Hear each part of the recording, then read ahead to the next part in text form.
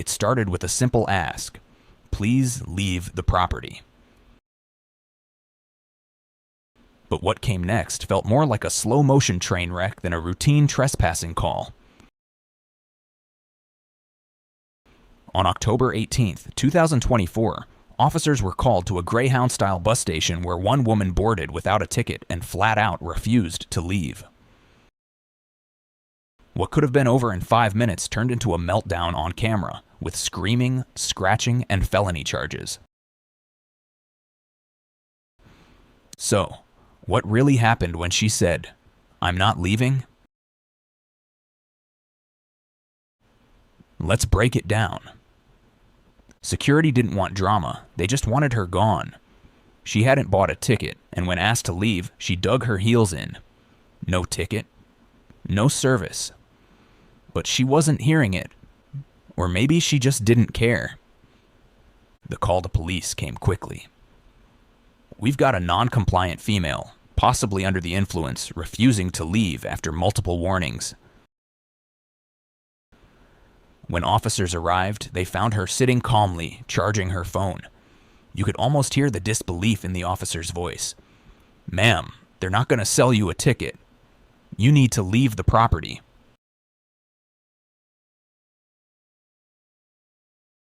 Her reply? A flat-out no. She claimed she was waiting. She was charging her phone. She just wanted to ride. But the bus company had already made their decision. She was banned for the night. All she had to do was leave quietly. But instead, she made it loud. And that's when things started heating up. The officers weren't even aggressive. They explained it all twice, then 3 times. "We're just enforcing what the business wants." But it didn't matter. She argued, stalled, and demanded they listen to her side.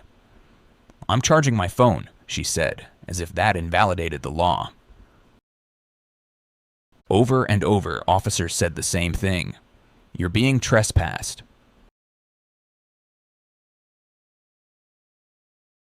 "You have to go." But she stayed seated, motionless, almost daring them to act. At one point, she snapped, "You're not even listening to me." The officers gave her another chance. "Stand up. Walk out. Don't come back tonight." But she didn't move, didn't blink, didn't even try. What started as a calm conversation had just turned into a pressure cooker. And soon, it would explode. "Ma'am, I'm going to say this one last time. Get off the property or go to jail." Still, nothing. Then the officer said it again, louder.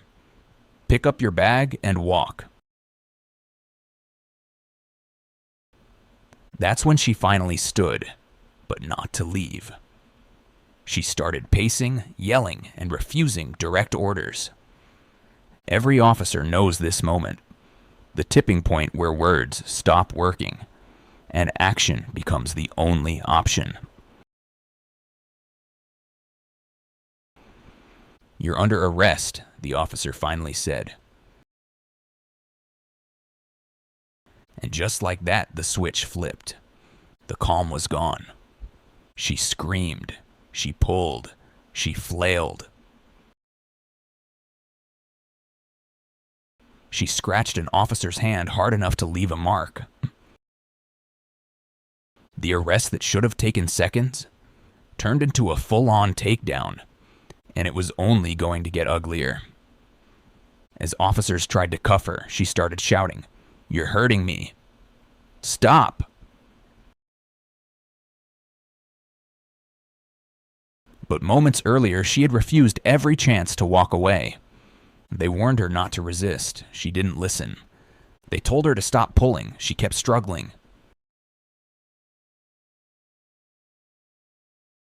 "Catch me again and see what happens," she yelled.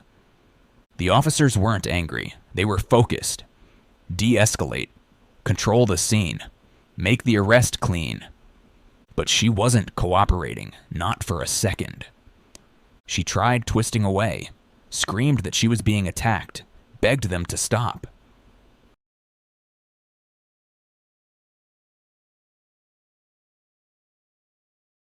But she had already put her hands on an officer, and now it was too late for talk. She demanded her phone, her charger, her space, still refusing to name herself.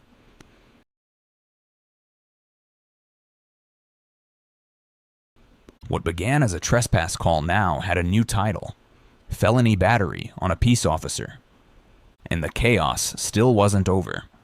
Once cuffed, she kept protesting. "You're hurting me," she wailed, even as they gently walked her to the car.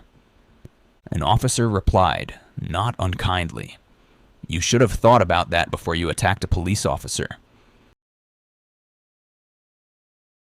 She kept yelling in the back of the squad car, insisting she'd done nothing wrong. But let's rewind. She was asked nicely multiple times, given warnings repeatedly, even offered the chance to walk away without a single charge.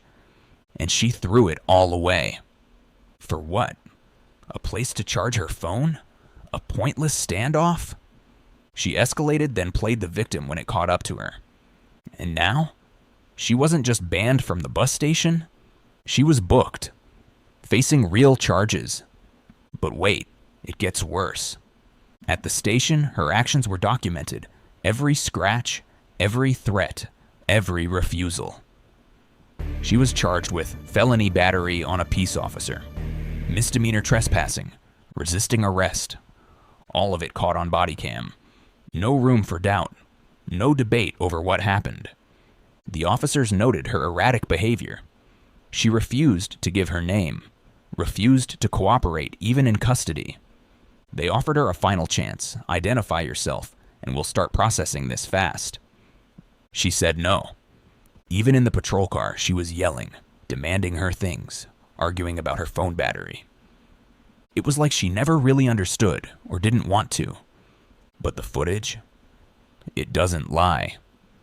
And it'll likely be the main witness in court. This wasn't about a bus ticket. It was about defiance, a refusal to listen, comply, or de-escalate. She was given chance after chance, and still chose chaos. And now she's facing serious legal consequences. If you found this breakdown gripping, hit that like button and drop your take in the comments. Should the officers have used force sooner? Let us know below. Best comment gets pinned. And don't forget to subscribe if you want more body cam breakdowns that show the truth, raw and unfiltered. Until next time, stay aware, stay smart, and don't pick a fight you can't finish.